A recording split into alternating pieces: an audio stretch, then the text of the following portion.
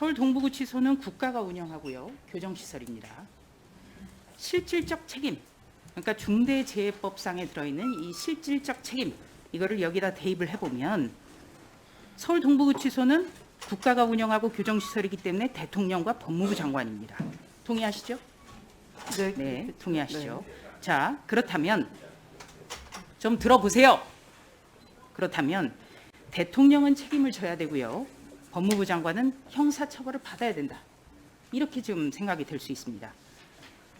왜냐하면은 세월호 사건 때는 들어보세요, 김용민 의원.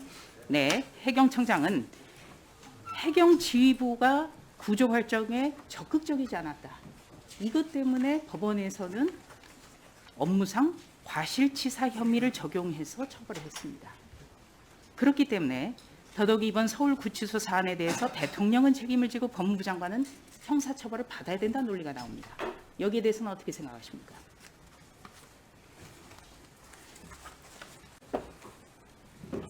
처음 겪는 이 감염병 사태에 대해서 그 법무부로서는 전국의 이 교정 시설에 대해서 그 방역 당국과 함께 그 철저한 대비를 했고요.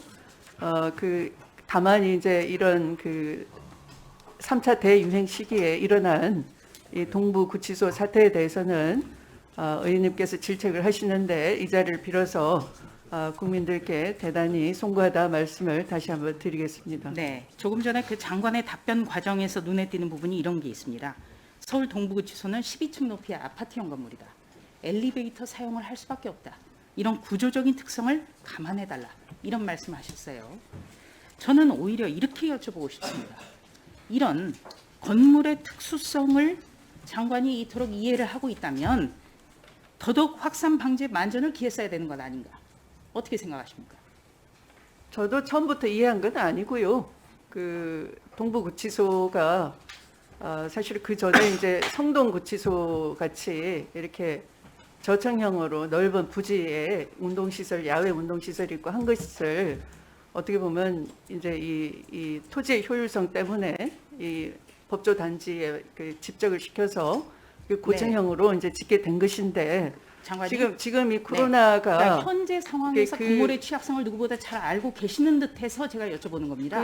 저도 가서 보니 이렇게 동부지검에서 당시에 좀 가리개를 좀 설치해달라, 구조를 변경해달라 함으로써 이 공기 흐름 환기도 매우 취약했다라는 것을 현장에 가서 저도 이해를 하게 됐는데 네, 저도 장관님. 이제 그 전에는 그 이런 이제 이 막연히 알고 있었고 그 전까지는 그 11월 27일 그러니까 11월 말에 가서 직원 확진자 이제 한 명 생긴 사태 이전까지는 대단히 여기는 위생상 여러 그 신축된 것이니까 양호하다는 보고를 계속 받고 있었죠. 네, 장관님. 네. 자, 네.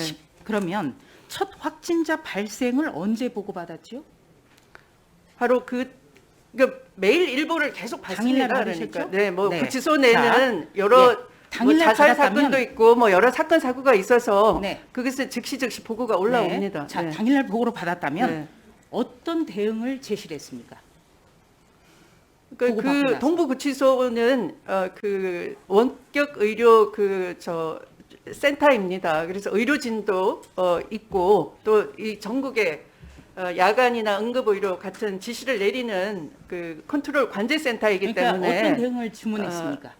관제센터이기 때문에 이제 그 직원 확진자에 대해서 가족으로부터 감염됐기 때문에 거기에 대해서는 이제 그 네, 직접 장관님. 접촉자 한 네. 400여 명에 장관님, 대해서 지금 계속 전수 시간이 가고 조사를 있으니까 지시한 것을 네, 지시한 장관님. 거죠. 자, 서울 동부구치소에서 첫 확진자가 발생한 게 11월 27일입니다. 네. 그런데 동부구치소 첫 방문은 언제였죠? 뭐 방문이야 제가 그 나중에 갔습니다만 방문 이전에는 자, 첫 방문이요. 장관이 11월 무슨 27일 날 현장 확진자가 방문으로만 일을 하는 것이 발생했는데 아니고요. 동부구치소에 방문. 그러니까 교정시설의 총 책임자가 방문한 12월 29일이었습니다. 네. 그렇다면 하고도 이틀 지나서 찾았어요. 그러면 동부구치소에 대해서 과연 장관이 신경을 쓰고 있었는지, 이런 사태 그러니까 코로나가 워낙에 집단 감염으로 이루어질 수 있는 취약한 건물 구조까지 있었기 때문에 더더욱이 만전을 기했어야 되는데 한 달하고도 이틀 지나서 동부구치소를 첫 방문했습니다. 이게 굉장히 큰 문제라고 생각하고요. 기결수하고 미결수 비율이 어떻게 됩니까? 기결수 미결수 비율은 잘 모르겠는데요. 잘 모르십니까? 네네. 왜 모르실까요? 왜냐하면 그걸 암기를 하고 있지 않는데요. 제가 그냥 자, 네. 장관님, 구치소에는 네. 형이 확정되지 않은 미결수도 있고 네. 그렇기 때문에 어떻게 해서든지 미결수를 그렇다면은 중대범죄가 아니라면은 좀 수용 인원을 줄여볼까 이런 고민을 하지 않을까. 예, 그런 차원에서 고민을 물어봤습니다. 그러니까 평소에 한 10명 정도 이렇게 신입이 들어옵니다. 그러니까 자, 미결수인 장관님. 거죠. 네. 만으로도 법무부 장관이 즉시 퇴임해야 된다. 이런 지적이 있습니다. 어떻게 생각하십니까? 그 공무원은 공직에 있는 정무직 공직자는 뭐 사실은 무한 책임을 지는 것이죠. 뭐 그런 의미에서라면 송구하다는 말씀을 거듭 드리고요. 아까 의원님께서 어떤 지시를 내렸나 했는데 다시 말씀드리면 12월 14일에는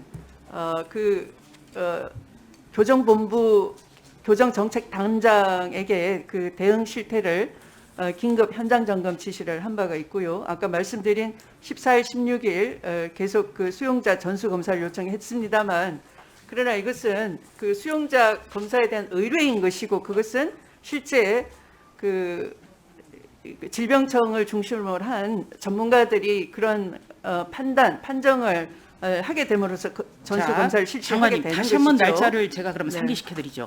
서울 동부구치소에서 첫 확진자가 나온 것이 11월 27일입니다. 이 코로나가 무서운 전염병이라는 감염병이라는 것은 확산 속도가 대단히 빠르기 때문입니다. 그런데 지금 장관님께서 말씀하신 날짜, 그러니까 교정본부의 대응 상황을 보면 현장 점검만 이게 12월 14일이에요.